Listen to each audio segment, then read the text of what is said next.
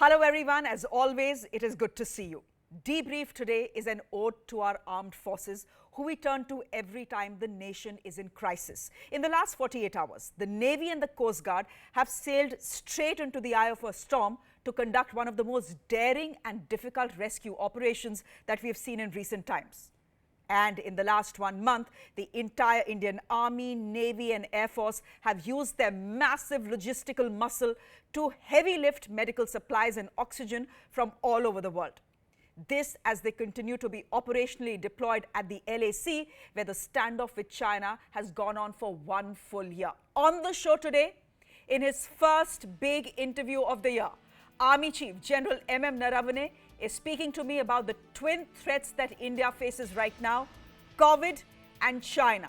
That interview is coming up at 7:40 p.m., so do stay with us.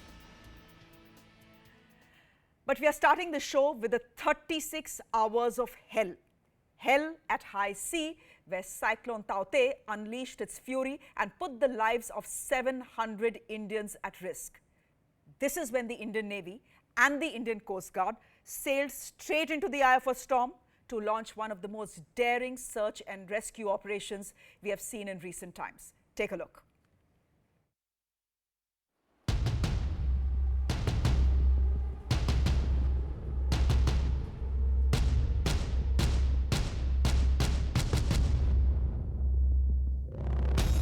As Cyclone Tauktae hurtled towards India's coast, everything on its way shook.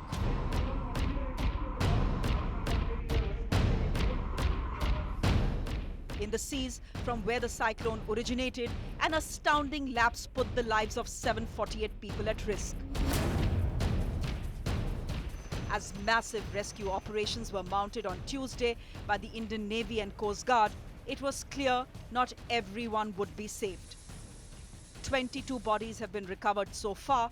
50 people on board a barge called 305 that had sunk at 7 p.m. on Monday evening are still missing.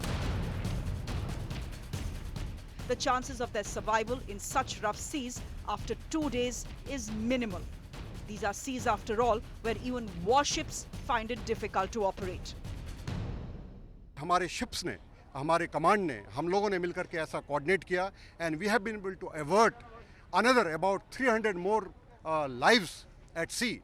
That means there were 2 other vessels which were under distress and they were about to abandon the ship, and we could give them assurances that you please do not abandon the ship and we are here to support you.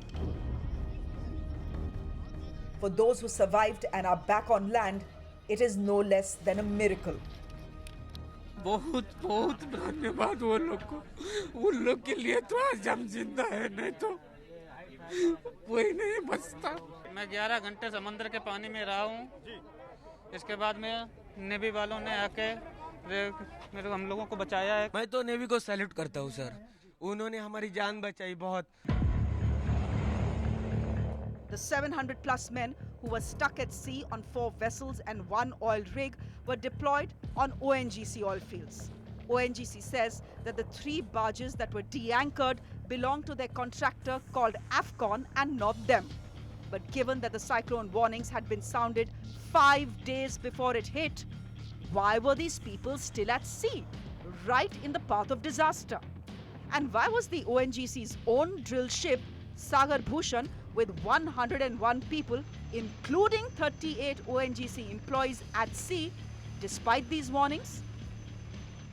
By the time it reached Maharashtra, though all the fishing boats, merchantmen were warned and brought in and everybody was in, barring this ODA area where the eye of storm was there, the wind speeds and the rate of movement of the cyclone probably developed from 4 to 5 kilometers per hour and went up to 20 to 22 kilometers per hour. This you can well understand, it is 4 to 5 times larger, and this rapid intensification probably was to be rightfully judged along with the warnings, though being in the path of cyclone, to take preventive measures in a rightful time. The Navy and the Coast Guard have risked 0 visibility and 23 feet high waves to save lives at sea, winching each life carefully to safety. The ONGC now needs to answer why these people were put in harm's way in the first place. In New Delhi, I'm Shreya Dhondia. Of the 5 warships the Navy deployed for the operations, one is the INS Kochi that has brought back survivors to Mumbai. Now, these pictures that you're seeing on your screens are of INS Kochi conducting rescue operations in the high seas, and as you can see, under very challenging circumstances and weather conditions as well. The ship's commanding officer, Captain Sequeira, is now joining me for a very quick chat on what those 36 hours of hell were like at sea. Captain Sequeira is joining us from the deck of INS Kochi. He has to do a U-turn and go back to his operational area. But Captain Sequeira, first of all, many congratulations to you and your entire crew for a successful operation. Can I start by asking you when you got the SOS call and what was it like to be racing right into the eye of a storm? Thank you for having me on your show, ma'am. It's a pleasure to be here. As you're aware, my ship, along with others, was deployed on the 17th of May, the early morning, to respond to a distress incident at sea of this barge Papa 305, which unfortunately foundered that evening. The ship had sailed out on the 17th morning under intense weather. We had the cyclone that was just passing off Mumbai, and we had very strong winds of about 60 to 80 kilometers an hour in harbor, intense rain, almost blinding rains, and very swollen seas. The ship sailed out under these conditions and moved out to sea, and we had even more adverse weather that faced us out when we got out there. The winds going up to 100 kilometers an hour, and wave height almost 30 feet, or 9 to 10 meters, that is. All of which makes keeping the ship up and getting her to move in your desired direction rather challenging, and of course has an implication on safety for all of the men and of the ship. So I would think that the weather has been, of course, the biggest challenge.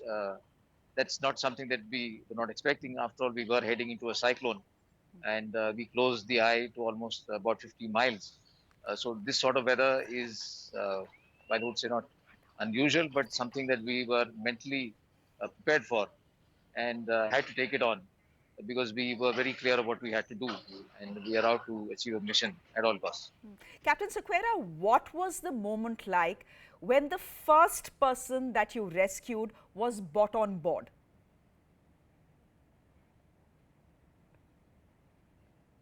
It was rather challenging to manage this pickup. But when we finally got our first man on board, I think all of my men were really elated. We were really confident that with that first success, we were going to do much more. And we kept at it. We never gave up. Our people were at it right through the evening, the night, next morning, next afternoon. And we finally managed to do a fairly decent job at the end of the mission. Captain Sequeira, you have carried back 185 people who were rescued from barge 305. I wonder if you got a chance to have a conversation with them. Conversations with the people we have rescued, ma'am. Our primary aim, frankly, was to first recover them at sea, and that entire operation from when we started has gone on for almost about 36 hours, where the focus of my entire crew has been to recover as many as possible. We've been at it so to be fair, we really haven't had too much of an opportunity to talk to them. Our primary aim was to get them on board, see that they were physically and mentally fine, which thankfully they were, except for some minor injuries, which our ship's doctor and our medical team were able to address. We spoke to them only to the extent of ascertaining that they were okay. Like I said, thankfully they were all fine, mentally very tough. They were all shaken up, undoubtedly, as you would expect somebody in the water in these conditions, when you're being thrown around by the sea, is not easy. But they managed to stay brave, they managed to stay very confident, and we were very happy, I'm sure they were, that we were able to recover them. Captain Sequeira, when you recovered these men from sea, were they in rafts, because all barges have rafts as well, or were they in the water? Actually, ma'am, the sea was so bad that while in fact, I can share with you that we were continuing with our search ops, we found most of the rafts that were already damaged just by pure wave action and the state of the sea and the state of the wind. It was that bad. So we had no option but to pick them up from the sea, directly from the water.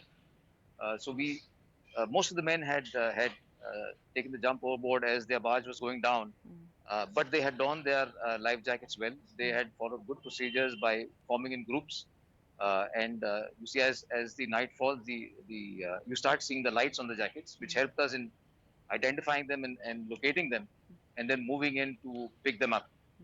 So that was the way we were able to approach and pick them up. But each man had to be picked from sea, from the water, and from my team standing on the ship, putting out our scramble nets. We have nets which go over the side, and we threw various life-saving devices into the water, which helped them to sort of hold on and get them close to us. And then we physically pick them up, pull them up through a net, or some who were fit enough were able to climb up on their own. Captain Sequeira, we are seeing these pictures on air which some of your crew members have taken, and they are from the night rescue operations. And many of us tracking the search and rescue operations through the day yesterday were wondering whether these rescue operations get halted for the night.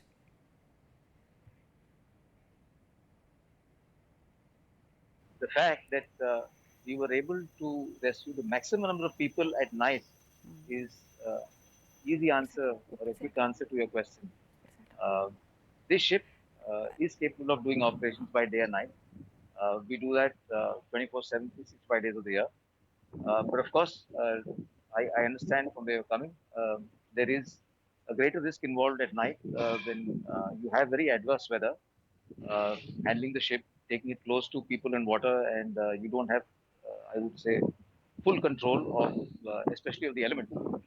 But a certain amount of, I would say, very careful ship handling, a great deal of experience from the seamen to do these sort of operations, and careful operation of machinery is what we rely on.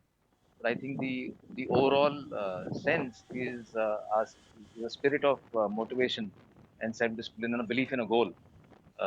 That's what I think would help us finally do what it is that we're trying to do here.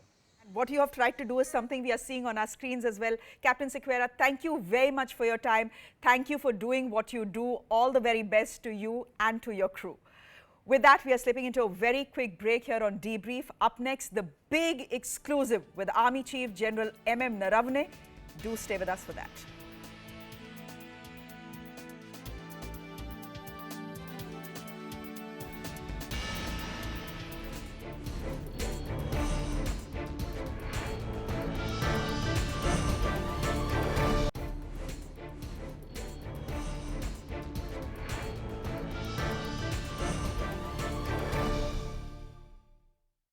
Sir, thank you very much for joining us here on CNN News 18.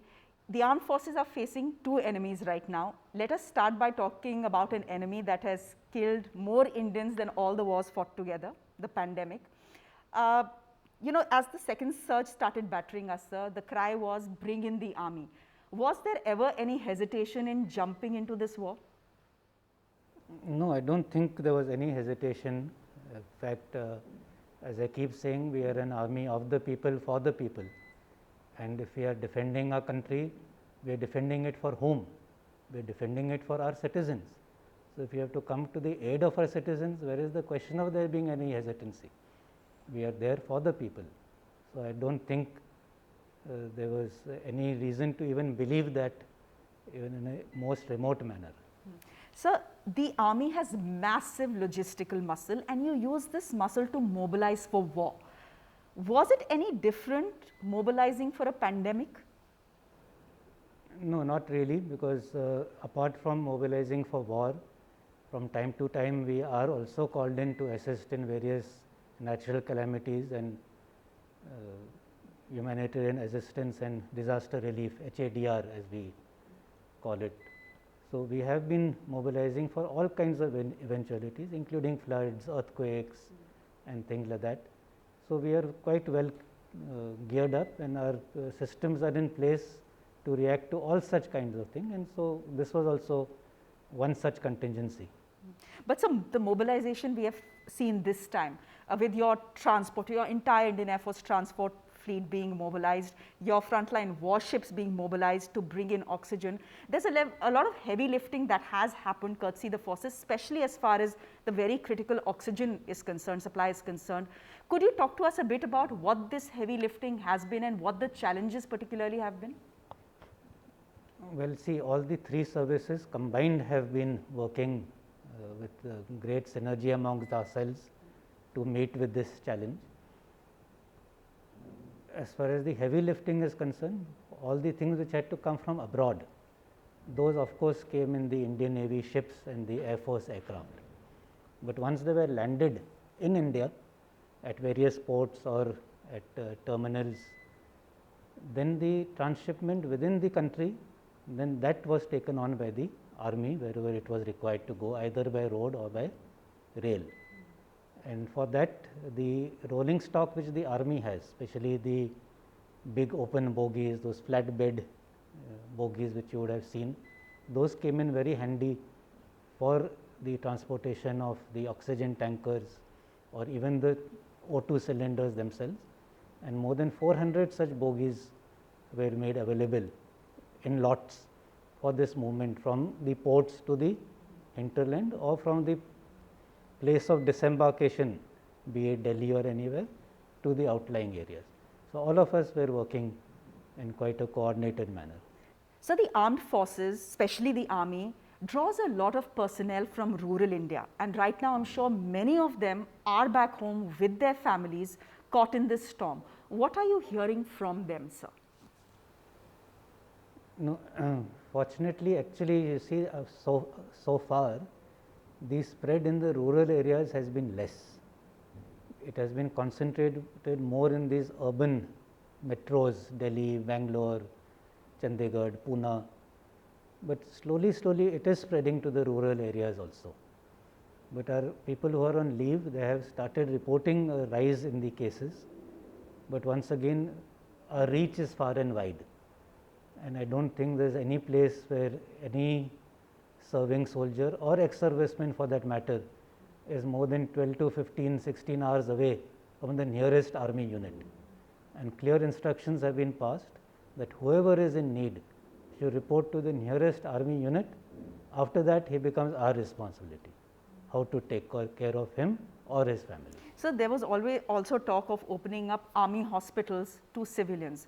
Given that your own hospitals are overflowing with, either serving personnel, their families, veterans, their families, do you even have the wherewithal to accommodate civilians in army hospitals right now? When confronted with a natural calamity or a pandemic of such proportions, I think we should not make a distinction. After all, we are all citizens of the same country.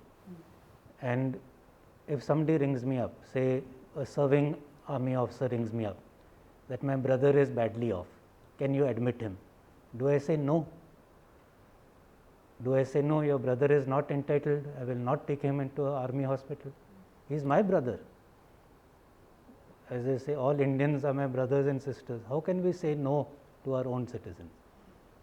It is in adversity that actually your character comes out. Do we in adversity turn people back? Even a hospital is not supposed to refuse admission on any account. You can't say this is a medical legal case, I will not admit you. You are supposed to admit first and do the legal paperwork later on. It is a humanitarian grounds. You cannot refuse anybody ever on humanitarian grounds medical treatment. Sir, you have got the double vaccination. A large part of the army, I believe, 98% of them have been vaccinated. 90% of them have been vaccinated with both doses. I want to ask you what the army's experience with vaccination has been, especially in this second surge. How many soldiers, officers have fallen ill because of COVID, and what is the number that has required hospitalization? Essentially to ask your experience about vaccination. Our experience with the vaccination has been very good. In fact, the entire vaccination process also went through quite smoothly. We thought that we would have a little bit of problem in vaccinating people who are there in the border areas, but the local commanders managed that turnover from the forward post to the base, or even sent the medical team to the forward areas with adequate vaccines post-wise, so the people could be vaccinated and inoculated at site. So, as a result of this, we were able to actually within a month reach our target. As far as the first dose is concerned, we are at about 97%, and second dose we are at about 90, means both doses we are about 87, touching 90%. So, you could say most of us are vaccinated, and those who are not are either who are on leave or have some already COVID positive or who are abroad. So, we will soon touch 95% or thereabouts who are double vaccinated. The major advantage of the vaccination has been that we have had very few positive cases, if you compare it percentage wise from last year when the vaccination was not there. And of the cases which have been there, most have been mild symptoms who could be managed at home. Very few required, and very few actually showed symptoms, and out of that even fewer required to go to the hospital. So, if you take it in percentage terms, it will be something like 0.04% who required hospitalization. So, that is a big advantage, because of which the load on the hospitals has decreased, and actually because of that decrease in load, we are now in a position, as you said, to take even our veterans, their dependents and other civilians who are in need, who have not been able to find place elsewhere. So, let us talk about the other enemy at the door. What's the situation on the ground at the LAC so far? Has the process of disengagement / talks come to a complete standstill? No, I won't say that the process has come to a standstill. The situation along the LAC post the disengagement of February has been very cordial. Both sides are observing that disengagement in letter and spirit. There has been no transgression of any kind, and the process of talks are continuing. We had a 11th round of talks. Thereafter, there will be a WMCC meeting. So, that is an alternate Corps Commander level talk followed by a WMCC meeting, then another.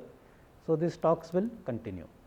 What is important is that we are talking to each other, and what is important to know is that between two phases there will always be a period where the trust has to be built up.